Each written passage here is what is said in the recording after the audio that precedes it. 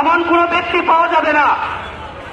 আমাদের দেশে সকল ভাইদেরকে বলছি, যারা আত্মীয় স্বজন নাই, খাবার দাবারের কোনো ব্যবস্থা নাই, যদি একদিন খায় 2 টাকা ইনকাম করেছে, সেই ইনকামের টাকা নিজেদের রাখছে। আমাদের মনে করি বাকি জিন্দগিকে আমরা টাকা চাই না, আমরা চাই শুধু টাকা। আমরা সমাধান চাই, আমার তারিখ নিয়ে আমরা যাবো শুধু টাকা নিয়ে, টাকা পাবো। আমি আমার সংক্ষিপ্ত বক্তব্য শেষ দিছি। সবাইকে সম্মান এবং শ্রদ্ধা জানাবো।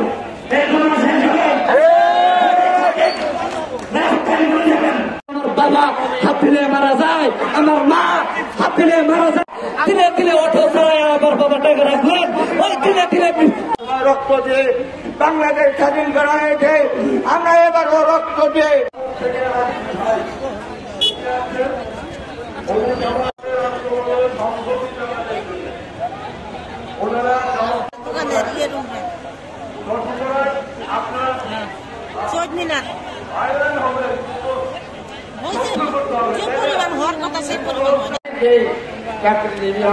ব্যবসায়ী বিভিন্ন ধরনের লোক আজকে আপনাদের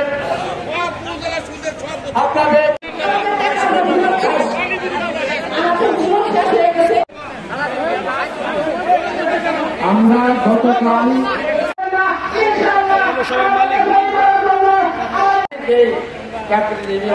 ব্যবসায়ী বিভিন্ন ধরনের লোক আমরা সমস্যা গেছিলাম নিজেদের সুবিধার জন্য। যা হোক যতটুকু হয়েছে আর কিছু বলবো না। এই প্রতিদিন তারিখ এটা আমরা মানতে রাজি নয়। আমি সকল প্রশাসন, থানা নির্বাহী অফিসার, জেলা প্রশাসক সাহেবের কাছে সবিনয় অনুরোধ করছি, আপনারা আমাদের সুব্যবস্থার জন্য ব্যবস্থা করে দিন। যদি তা না দেন আমরা সকল গ্রাহক কেন্দ্র ওই হাসপাতাল শাহজামাল আলভাবে লিঙ্কিং করার দরকার আছে। আমরা সকল গ্রাহক কেন্দ্র সেখানে যে আমরা অবস্থান গ্রহণ করব, সেখানে মৃত্যুবরণ করব। আমি সকল অফিসার অর্থাৎ সরকারি যারা কর্মকর্তা আছেন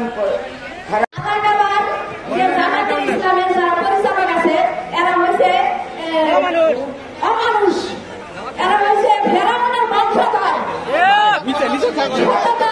এরা হচ্ছে শয়তানের রক্ষাকার।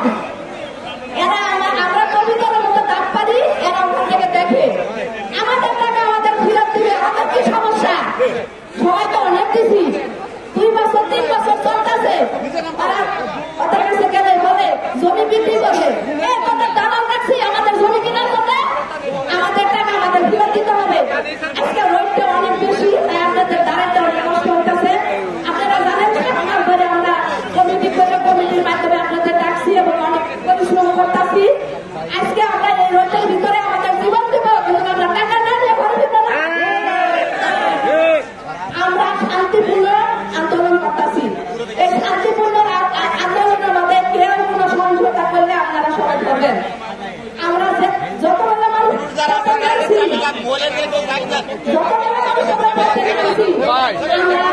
যে পর্যন্ত আমাদের টাকা না পাবো সে পর্যন্ত ঘরে দিব না।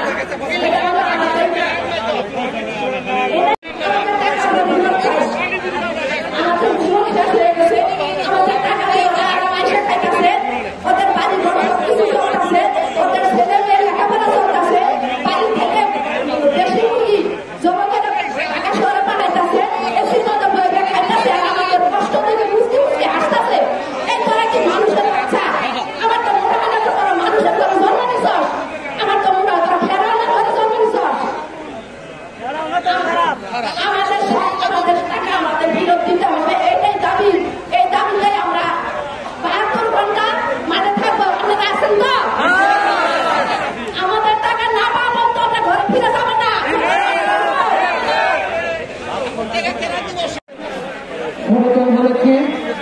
29 আগস্ট বলেছি, এই পৃথিবীতে 3টে শক্তি পৃথিবী চালা, এই পৃথিবীটা 3টে শক্তি চালা।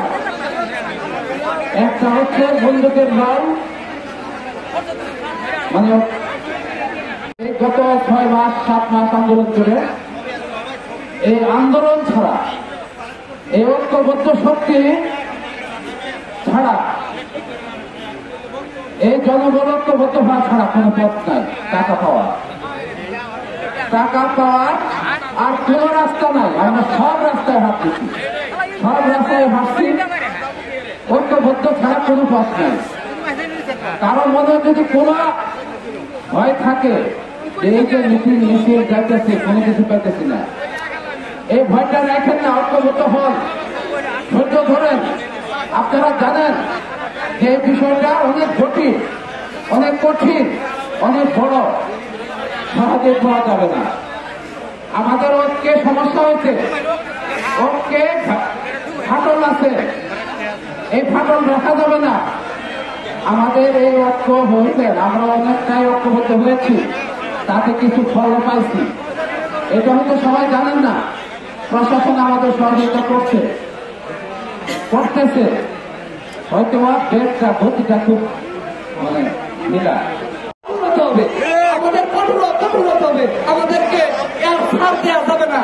আমরা দীর্ঘ 2.5 বছর দেখছি, আমরা 2 বছর দেখছি, আমাদের আর ধৈর্য কুলায় না, আমাদের পিঠ এখন দেওয়ালে ঠেকে গেছে।